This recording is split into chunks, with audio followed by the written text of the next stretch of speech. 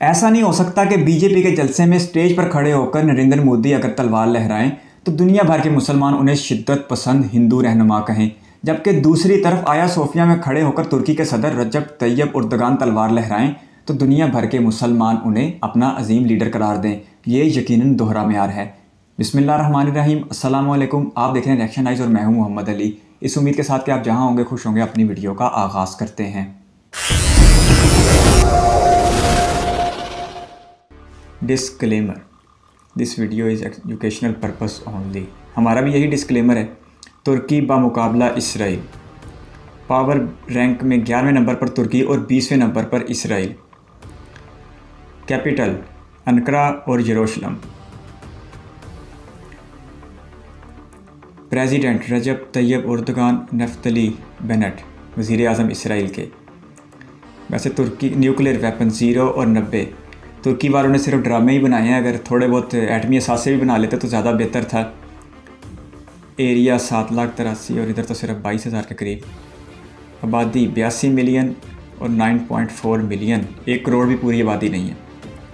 GDP 800 अरब dollar के करीब तुर्की और 410 अरब डॉलर के करीब इसराइल की। डिफेंस बजट 19 अरब डॉलर, 21 अरब डॉलर से ज़्यादा इसराइल का। Turkish army, Israel defence forces. Total military 735 और 635, 1 लाख का फ़र्क है। Active personal 3,55,000, 1,70,000। हालांकि तुर्की आलम इस्लाम का पहला मुल्क था जिसने इसराइल को यूनाइटेड नेशन में तस्लीम किया था, इसलिए इनका ये कंपैरिजन मिलिट्री में तो इतना बनता नहीं है, क्योंकि बड़ी मोहब्बत है तुर्की वालों के दिल में इसराइल को लेके। आप वीडियो के साथ आखिर तक बने रहें। आखिर वाले हिस्से में हम इसी पे बात करेंगे कि तुर्की किस कदर आलम इस्लाम में मुनाफकत के लबादे में लिपटा हुआ है। आर्मर्ड कार 25,090 और 2500 इसराइल की ज़्यादा है। Mini protect, mine protector light 18,000, 3500। आल्ट्री 2146 और 950। तुर्की का ये घटिया किरदार देख के आलमी सतह पे बहुत अफसोस होता है। 946 और 650। इस लिहाज से पाकिस्तान बड़ा मुल्क था जिसने तुर्की की मुखालफत की थी कायद आज़म के ज़माने से ही। सॉरी, इसराइल के क़याम की मुखालफत की थी कायद आज़म के ज़माने से ही, जब ये नाजायज़ रियासत इस दुनिया पे ज़ाहिर हुई थी। टर्किश एयरफोर्स और इसराइल। टोटल एयरक्राफ्ट 1168 और 602। कम्बैक्ट एयरक्राफ्ट 293, 246, 48 और 23। समझ नहीं आती हमारे आज के मुसलमानों को भी तुर्की में कौन सा इस्लाम नज़र आता है। जो ड्रामों में दूसरा तीसरा चेहरा दिखाया जाता है वो आज से 7-8 सदियाँ पहले का वाक़या है, लेकिन हम पाकिस्तानी आज तक भी तुर्की पे वैसा ही मान लाए हुए हैं जैसे वहाँ पर आज भी हकीकी मायनों में खिलाफत उस्मानिया कायम है। ट्रेनर 273 और इसराइल के पास 152। ट्रांसपोर्ट एयरक्राफ्ट 80 और 17।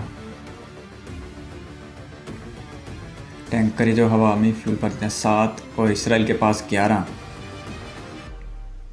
हेलीकॉप्टर 491, 128। जिस कदर ज़ुबानी खर्च जमा करते हैं रजब तैयब उर्दगान, कोई आपको ऐसा मुसलमान रहनुमा नज़र नहीं आएगा। बातों के सिकंदर हैं। 311 ड्रोन उधर और 1,000 ड्रोन इसराइल के पास। उनके बस में हो तो बातों से पूरी आलम इस्लाम को दुनिया की सुपर पावर बना दें। 149 और 65। और अपना हाल यह है कि इस वक्त मईशत उनसे संभाली नहीं जा रही। एयरक्राफ्ट कैरियर 0, डिस्ट्रॉयर 0,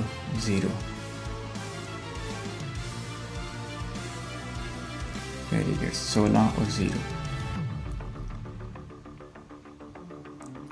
कॉर्वेट 10 और 4 इसराइल। 12 और 5। वैसे कंपैरिजन उनका देखने का ज़्यादा मज़ा आता है जिन ममालिक के दरमियान लड़ाई झगड़ा हो।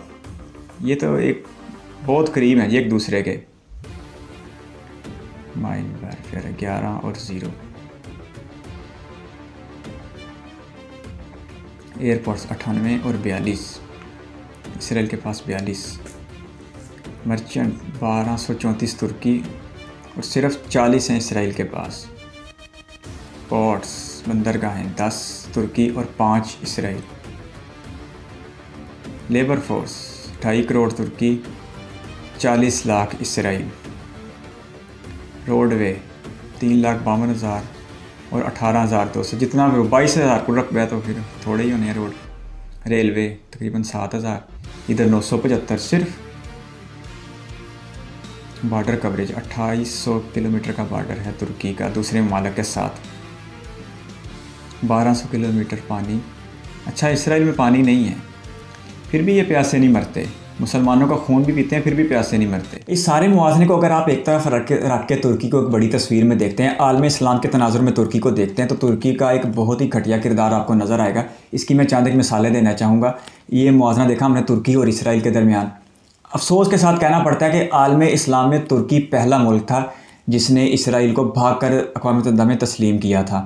और उसके साथ साथ दूसरी बड़ी बात कि तुर्की इस वक्त आलम इस्लाम का वाहिद मुल्क है जो नेटो का मेंबर है, और नेटो ने जिस कदर मुसलमान वाला की तबाही फेरी है वो हम सबके सामने है। तो इसलिए तुर्की के किरदार को हम हमेशा मुनाफकाना तौर पर देखते हैं, लेकिन हमारे पाकिस्तान में पता नहीं क्यों तुर्की वालों के लिए अच्छी खासी मोहब्बत पाई जाती है। रजब तैयब उर्दगान को तुर्कियों का, मुसलमानों का बहुत बड़ा लीडर बना के पेश किया जाता है, हालांकि ऐसी बात नहीं है। जैसे कि वीडियो के शुरू में मैंने पहले कहा था कि अगर ऐसा नहीं हो सकता कि नरेंद्र मोदी अगर बीजेपी के जलसे में खड़े होकर तलवार निकालें तो दुनिया भर के मुसलमान उन्हें शिद्दत पसंद कहें, जबकि दूसरी तरफ आया सोफिया में खड़े होकर रजब तैयब उर्दगान तलवार निकालें तो दुनिया भर के मुसलमान उन्हें अपना लीडर कहें। ये मुनाफकाना रवैया होगा और ये गलत बात होगी। इंसाफ और बराबरी की बात यह है कि अगर नरेंद्र मोदी अपनी रियासत, अपने मुल्क भारत को एक हिंदू इंतहापसंद रियासत के तौर पर बनाना चाह रहे हैं तो ये भी गलत है। दूसरी तरफ अगर रजब तैयब उर्दगान इस्लाम का नाम इस्तेमाल करते हुए तुर्की को एक शिद्दत पसंद इस्लामी रियासत के तौर पर दुनिया के सामने लाना चाह रहे हैं तो ये भी गलत है। अभी हाल ही में तुर्की के सदर रजब तैयब उर्दगान का यह बयान सामने आया कि इसराइल के जो नौमुतखी वज़ीर आज़म हैं वो बहुत जल्द तुर्की के दौरे पर आ रहे हैं। तो ये एक घटिया मुकाम की बात है कि पाकिस्तान और ईरान की तरह किसी भी मुल्क ने आज तक इसराइल के खिलाफ स्टैंड नहीं लिया। मिस्र उसे कबूल कर चुका है और भी दीगर ममालिक है। खुसूसन तुर्की का तो अफसोस इसलिए होता है ना कि तुर्की बड़ा नामवर और बड़ा इस्लामी तशख़्ख़ुस वाला मुल्क बनता है, इसलिए तुर्की का दुख बहुत ज़्यादा होता है कि इन्होंने सबसे पहले, तुर्की को सबसे ज़्यादा जल्दी थी इसराइल को तस्लीम करने की अक़वाम मुत्तहिदा में। पाकिस्तान इसराइल के नाजायज़ क़याम के पहले दिन से बतौर रियासत इसराइल के क़याम की मुखालफत कर रहा है और कायद आज़म ने इसे एक नाजायज़ रियासत करार दिया था और कहा था कि जब तक फ़लस्तीन के मुसलमानों के हकूक़ के मुताबिक उनको हिस्सा नहीं मिलता और इसराइल एक काबज़ रियासत के तौर पर मौजूद रहता है तब तक पाकिस्तान उसे बतौर रियासत तस्लीम नहीं करेगा। अल्हम्दुलिल्लाह आज 75 साल गुजर जाने के बावजूद भी पाकिस्तान के मौक़िफ़ में किसी किस्म की कोई तब्दीली नहीं आई। एक दो वाक़यात पीछे ऐसे गुजरे हैं, एक दो मराहल में जब इसराइल की तरफ से पाकिस्तान को तस्लीम करने के लिए बड़ी पेशकश की गई थी, लेकिन रियासत पाकिस्तान अपने मौक़िफ़ पे आज भी कायम है। यही हाल ईरान का भी है। ईरान भी एक सख्त गिर दुश्मन के तौर पर इसराइल के सामने खड़ा हुआ, जो कि बहुत खुशाइन बात है। लेकिन तुर्की का इसराइल को इस तरह तस्लीम करना, मिस्र का और दूसरे तीसरे ममालिक का, अब पिछले दिनों गल्फ़ कंट्रीज हैं UAE और दूसरे तीसरे ममालिक, इनको बड़ी जल्दी पड़ी हुई है इसराइल को तस्लीम करने की। अब सऊदी अरब है, वो सिर्फ़ और सिर्फ इस दबाव में तस्लीम नहीं कर रहा कि वो आलम इस्लाम का मरकज़ है, जिस दिन उसने तस्लीम किया तो दुनिया भर से तो उसके ताल्लुकात मुतासर होंगे। लेकिन यहाँ पर एक बात पूरे एतमाद के साथ की जा सकती है कि अगर मुस्तकबिल में सऊदी अरब की बादशाहत को किसी किस्म के ख़तरात लाहक हुए और इसराइल को तस्लीम करने से उस ख़तरात में कमी आती हुई तो सऊदी अरब वाले एक दिन नहीं लगाएंगे इसराइल को तस्लीम करने में। अमली तौर पर कश्मीर के मौक़िफ़ पे कभी आलमी सतह पे तुर्की ने पाकिस्तान की इस कदर हमायत नहीं की कि वो जनाब इनकलाब आ गया हो। फ़लस्तीन के मामले में आप तुर्की को अक्सर व बेश खामोश सुनेंगे, लेकिन पाकिस्तान एक ऐसा मुल्क है जहाँ पर हर रमज़ान मुबारक के आखिरी जुमे में यौमुल कुद्स मनाया जाता है, यानी कि फ़लस्तीन की आज़ादी के लिए एक मखसूस दिन मुकर्रर किया हुआ है। ये हम पाकिस्तानियों का जज्बा जो फ़लस्तीनियों के लिए है, कश्मीरियों के लिए है, लेकिन तुर्की में आपको इस चीज़ का अच्छा खासा फुकदान मिलेगा। रजब तैयब उर्दगान की अपनी सियासत है, हम उससे इख्तलाफ कर सकते हैं, लेकिन हमारा इख्तलाफ उस वक्त शिद्दत इख्तियार करेगा जब वो मज़हब का नाम इस्तेमाल करते हुए ख़ुद को एक मजहबी रहनुमा के तौर पर पेश करेंगे, जिसकी कोई गुंजाइश नहीं बनती। आपके कीमती वक्त का शुक्रिया। अगर आप भी किसी वीडियो पर रिएक्शन चाहते हैं तो अपनी कीमती राय कमेंट बॉक्स में ज़रूर दीजिएगा। अल्लाह हाफिज़।